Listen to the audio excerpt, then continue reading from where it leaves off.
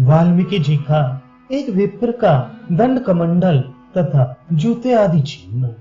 श्री रामदास जी कहते हैं कि श्री राम ने वाल्मीकि से कहा कि मेरे अवतार से पहले ही आपने मेरा चरित्र रामायण बना डाला है। सो भविष्य की बातें आपको कैसे मालूम हुई? उन्हें किसने बताई थी? पूर्व जन्म में आप कौन थे और आपने कौन से पुण्य कार्य किए थे? सो मुझसे कहिए। इस प्रकार राम के प्रश्न करने पर वाल्मीकि जी ने बतलाना प्रारंभ किया।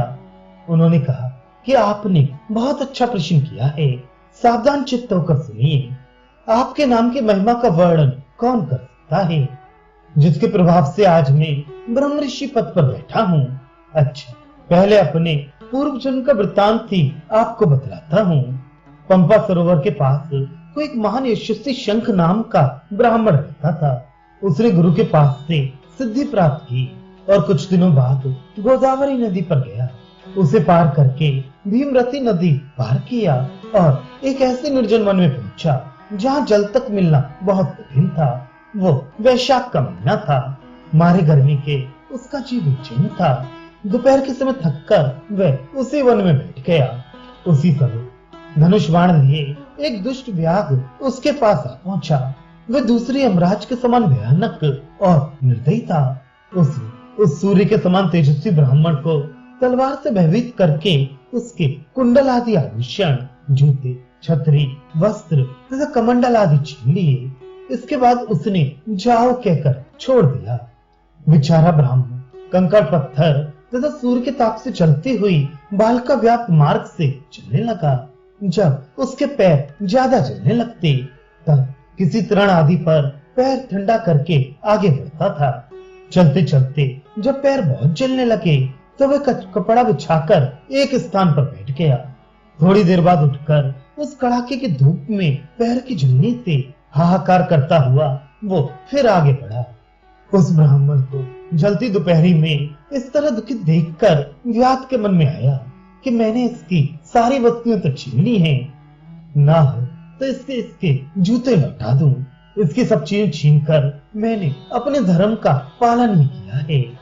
हे राम, वन में आगे जाने वाले पथकों के समान छीन लेना उन चोरों के धर्म में सम्मिलित है। उस चोर ने सोचा कि इसके जूते इसे दे डालूं तो इसका सारा क्लेश दूर हो जाएगा और उससे जो पुण्य होगा सो मुझ पापी के पक्ष में अच्छा ही होगा। ये जूते भी पुराने और छोटे हैं तो मेरे पैर में तो आएंगे भी नहीं, तब इसे दे ही डालूं। इस प्रकार निश्चय करके दौड़ता हुआ वो धूप तथा कंकड़ियों के गड़ने से दुखी ब्राह्मण के पास पहुंचा और उसे उसके जूते दे दिए। जूते मिलने पर उसे बड़ा आनंद मिला और ब्राह्मण ने कहा, तुम सुखी हो।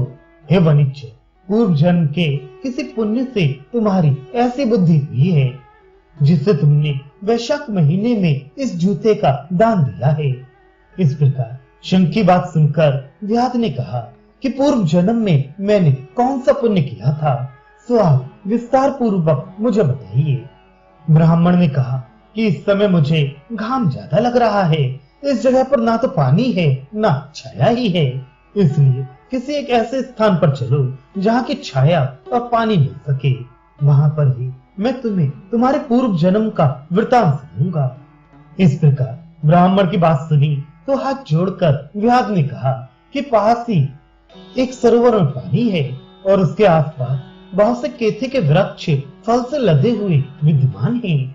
वहां पर चलने से आप संतुष्ट हो जाएंगे, इसमें कोई संदेह नहीं है। व्याध के ऐसा कहने पर ब्राह्मण उसके साथ चलकर उस सरोवर के पास पहुंचा। दोपहर के समय उसने स्नान किया, कपड़े पहने और मध्याह्न काल की क्रियाएं पूरी की। फिर देवताओं का पूजन करके व्याध के लाए हुए कैथे के फल खाए, सरोवर का मीठा पानी पिया और छाया में सुख से बैठकर विप्र बोला, अब मैं तुम्हें तुम्हारे पूर्व जन्म के पुण्य बताता हूँ, ध्यान से सुनो।